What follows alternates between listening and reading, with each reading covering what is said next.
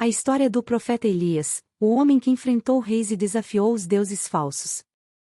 Imagine um homem que desafia reis, enfrenta falsos profetas e presencia milagres que desafiam a lógica humana. Um homem cuja fé é tão inabalável que ele vê fogo cair do céu e um redemoinho levá-lo vivo aos céus. Essa é a história do profeta Elias, um dos personagens mais enigmáticos e poderosos da Bíblia. Nesta história, vamos explorar desde seu chamado, seus milagres e confrontos até o momento épico de sua ascensão ao céu. Se você acha que já conhece essa história, prepare-se para se surpreender com detalhes fascinantes que talvez tenham passado despercebidos. Elias surge de repente nas páginas das Escrituras, sem uma introdução elaborada ou um histórico detalhado de sua vida. Ele aparece no primeiro livro dos Reis, anunciando algo que chocaria todo o reino de Israel. O rei Acabe e sua esposa, Jezabel, haviam mergulhado Israel em idolatria, adorando Baal e afastando o povo dos mandamentos de Deus. Elias surge como uma voz solitária em meio a um povo que havia se esquecido da aliança com o Senhor. O desafio lançado por Elias era gigantesco. Anunciar que não choveria significava declarar guerra contra Baal, o deus da fertilidade e da chuva. Se não chovesse, a economia agrícola desmoronaria, e o povo começaria a questionar o poder de seus ídolos. Elias não estava apenas prevendo um fenômeno meteorológico, ele estava provando quem era o verdadeiro Deus.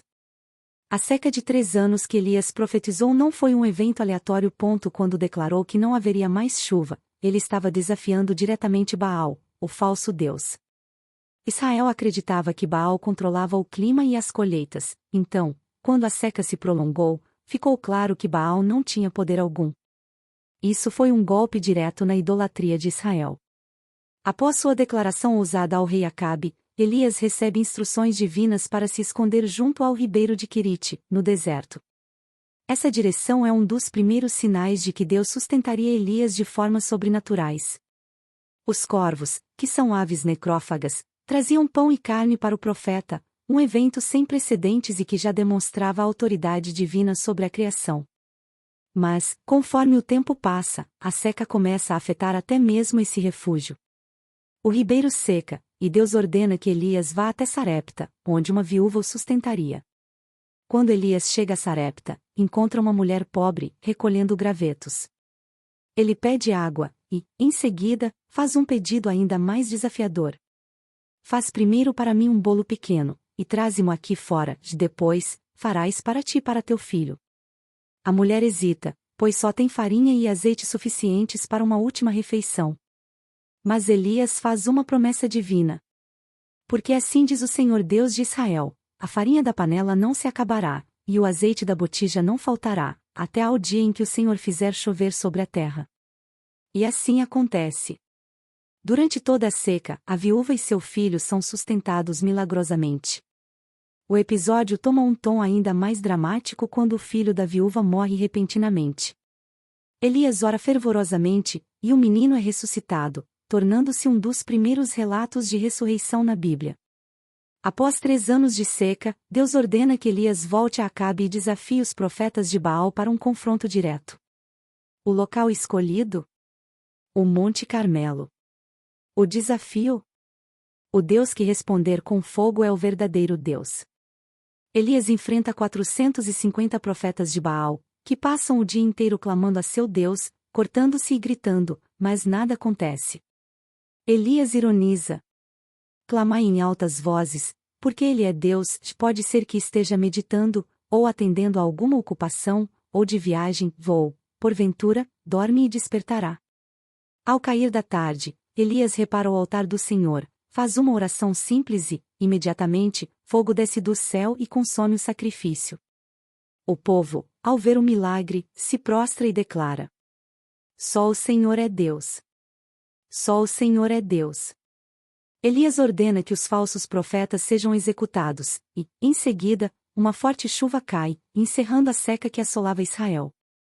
Mesmo após a vitória no Monte Carmelo, Elias enfrenta seu maior inimigo, o medo.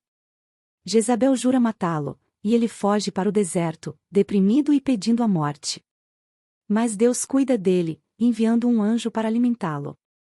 No Monte Horebe, Elias tem um encontro com Deus. Ele se manifesta a Elias de 3 formas diferentes: um vento forte e impetuoso, um terremoto poderoso, um fogo intenso. Mas Deus não estava em nenhum deles. Após esses fenômenos, veio um sussurro suave. Foi nesse sussurro que Deus se revelou a Elias. Elias acreditava que estava sozinho. Mas Deus queria ensiná-lo algo profundo. Isso ensina uma lição poderosa. Deus nem sempre se manifesta em sinais grandiosos, mas muitas vezes em momentos de quietude e intimidade. Elias esperava uma manifestação como no Monte Carmelo, algo espetacular. Mas Deus queria mostrar que, às vezes, a transformação acontece de forma sutil. Deus revelou a Elias que ainda havia 7.000 em Israel que não haviam se curvado a Baal. E mandou Elias ungir Eliseu como seu sucessor. Isso mostra que o chamado de Deus não termina com uma pessoa. Deus sempre prepara a próxima geração. Eliseu aceitou o chamado imediatamente, deixando tudo para seguir Elias. O discipulado de Eliseu é um dos exemplos mais marcantes de transmissão de legado espiritual na Bíblia. Essa lição mostra que o poder de Deus não está apenas nos grandes sinais, mas também nos momentos de quietude e intimidade. Elias recebe a missão de ungir seu sucessor, Eliseu. Eliseu larga tudo e segue Elias imediatamente, simbolizando sua total entrega à missão profética. O treinamento de Eliseu dura anos, até que chega o momento mais marcante de toda a trajetória de Elias. O dia chega. Elias e Eliseu caminham juntos. Eliseu pede algo audacioso. Peço-te que me toque porção dobrada do teu espírito. Elias responde que isso só aconteceria se Eliseu testemunhasse sua partida. De repente, uma carruagem de fogo aparece, separando os dois. Um redemoinho leva Elias aos céus diante dos olhos atônitos de Eliseu. Elias não morreu, ele foi arrebatado diretamente para Deus. Eliseu rasga suas vestes, pega o manto de Elias e começa seu próprio ministério, carregando o legado de seu mestre. Elias nos ensina sobre coragem, fé inabalável e a importância de confiar em Deus mesmo nos momentos mais difíceis. Ele enfrentou reis, falsos profetas, desafios extremos e até seus próprios medos. E sua história continua a ecoar através dos séculos, nos lembrando de que o verdadeiro poder não está nos homens, mas em Deus. Se você gostou dessa história, compartilhe este vídeo e comente: o que mais te impressiona na vida de Elias?